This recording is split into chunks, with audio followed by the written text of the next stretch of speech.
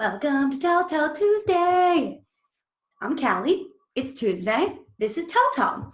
Today we're going to talk about what to do once you have your book written, right? So you wrote a book, congrats, that's amazing. But now what?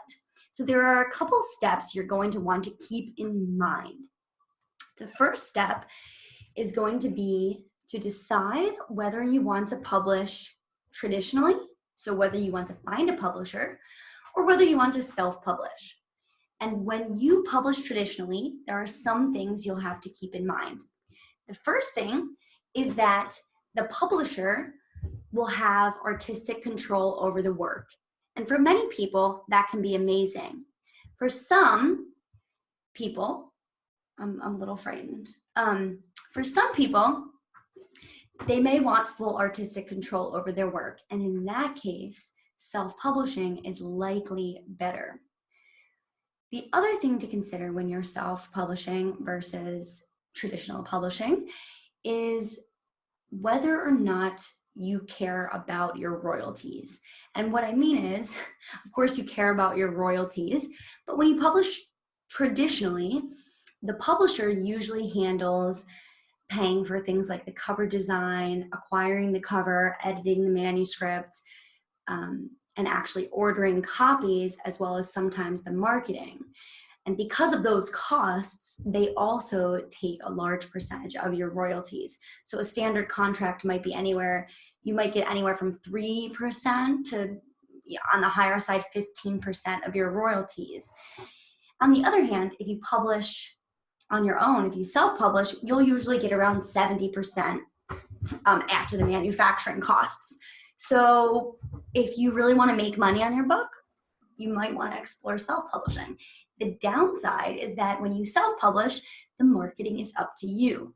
But when you publish traditionally, the marketing can also be up to you depending on who you publish with.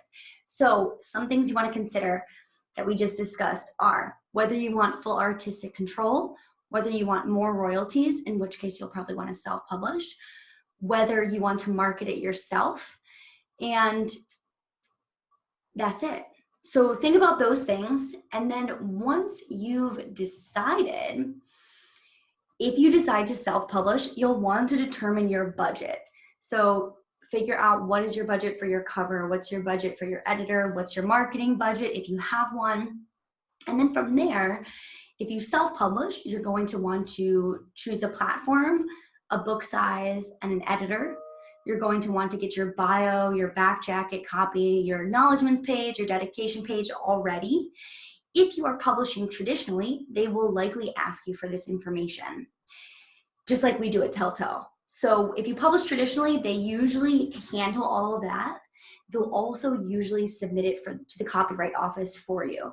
When you self-publish, you will need to submit it to the Copyright Office on your own if you decide to register it for copyright. The other thing to consider is whether you want to acquire your own ISBN. When you publish traditionally, they will get you an ISBN and they will be listed as the publisher. When you self-publish, you can purchase an ISBN with your business name and you will be listed as the publisher. ISBNs are usually around 125 from Bowker, and you would get one for each type of book. So one for your EPUB, one for your soft cover, one for your hardcover. So they will all be different ISBNs. You can usually buy a pack of 10 for a discounted rate.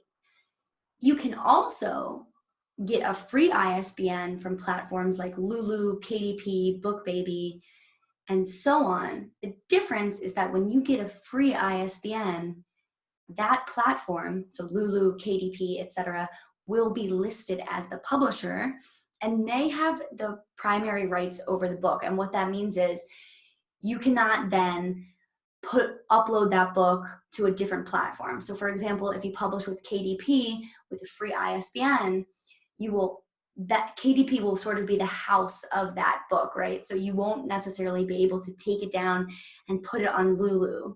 It will still be distributed on other platforms as per KDP's distribution guidelines, but they will handle that. And then you will get a percentage of the royalties.